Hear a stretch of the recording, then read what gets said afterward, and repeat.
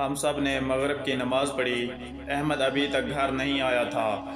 پھر ہم نے کھانا بھی کھا لیا لیکن احمد اب بھی گھر نہیں آیا۔ اب تو امی جان سوچ میں پڑ گئیں۔ ہم سب اس کا انتظار کر رہے تھے کیونکہ ہمیں کہانی سننے میں دیر ہو رہی تھی۔ اور بھائی بات یہ ہے کہ احمد نہیں ہوتا تو کہانی سننے میں کچھ زیادہ مزہ نہیں آتا۔ احمد کے انتظار میں آدھا گھنٹہ بیت گیا۔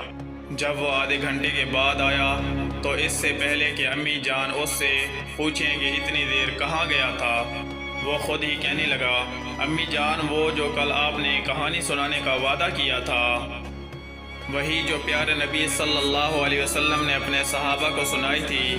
ہاں ہاں، جو ایک فرشتہ ایک اندھے، گنجے اور کوڑی کے پاس آیا تھا۔ اچھا وہ کہانی، امی جان نے کہا۔ پیارے بچوں، آپ صلی اللہ علیہ وآلہ وسلم نے فرمایا کہ بنی اسرائیل میں 3 شخص تھے، ایک کوڑھی، دوسرا اندھا اور تیسرا گنجا۔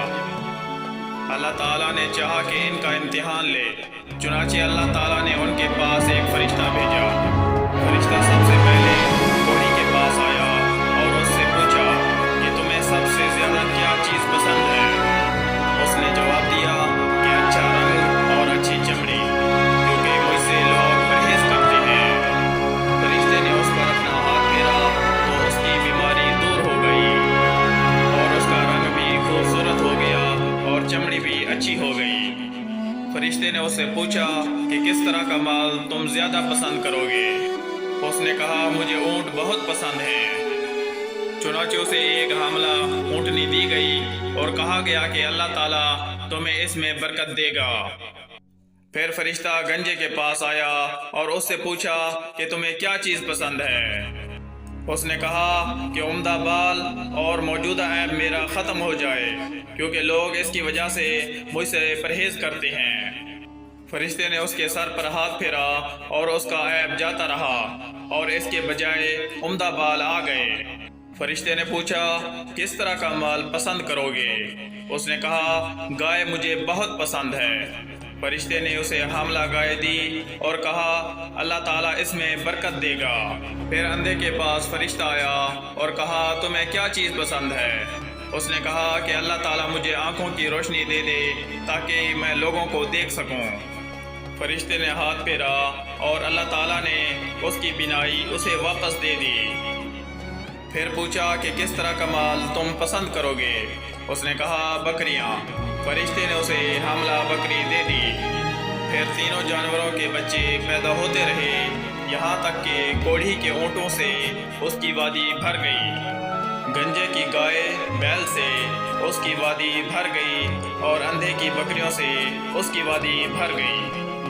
پھر چند سال بعد فرشتہ دوبارہ اپنی پہلی سی شکل میں کوڑھی کے پاس آیا اور کہا میں ایک نہایت ہی مسکین اور فقیر آدمی ہوں۔ سفر کا تمام سامان و اسباب ختم ہو چکا ہے اور اللہ تعالیٰ کے سوا اور کسی سے حاجت پوری ہونے کی امید نہیں ہے، لیکن میں تم سے اسی ذات کا واسطہ دے کر جس نے تمہیں اچھا رنگ اور اچھا چمڑا اور مال عطا کیا، ایک اونٹ کا سوال کرتا ہوں جس سے میں اپنا سفر پورا کر سکوں۔ اس نے فرشتے سے کہا کہ میرے ذمہ حقوق اور بہت سے ہیں۔ فرشتہ نے کہا غالباً میں تمہیں پہچانتا ہوں، کیا تمہیں کوڑ کی بیماری نہیں تھی جس کی وجہ سے لوگ تم سے گھن کھاتے تھے؟ تم ایک فقیر اور کلاش تھے، پھر تمہیں اللہ تعالیٰ نے یہ چیزیں عطا کی۔ اس نے کہا کہ یہ ساری دولت تو میرے باپ دادا سے چلی آ رہی ہے۔ فرشتے نے کہا کہ اگر تم جھوٹے ہو تو اللہ تعالیٰ تمہیں اپنی پہلی حالت میں لوٹا دے۔ پھر فرشتہ گنجے کے پاس اپنی اسی پہلی صورت میں آیا، اس سے بھی وہی درخواست کی اور اس نے بھی وہی کوڑھی والا جواب دیا۔ فرشتے نے کہا اگر تم جھوٹے ہو تو اللہ تعالیٰ تمہیں اپنی پہلی حالت میں لوٹا دے۔ اس کے بعد فرشتہ اندھے کے پاس آیا اور اپنی پہلی صورت میں کہا میں ایک مسکین آدمی ہوں، سفر کے تمام سامان ختم ہو چکے ہیں اور سوا اللہ تعالیٰ کے کسی سے حاجت پوری ہونے کی توقع نہیں۔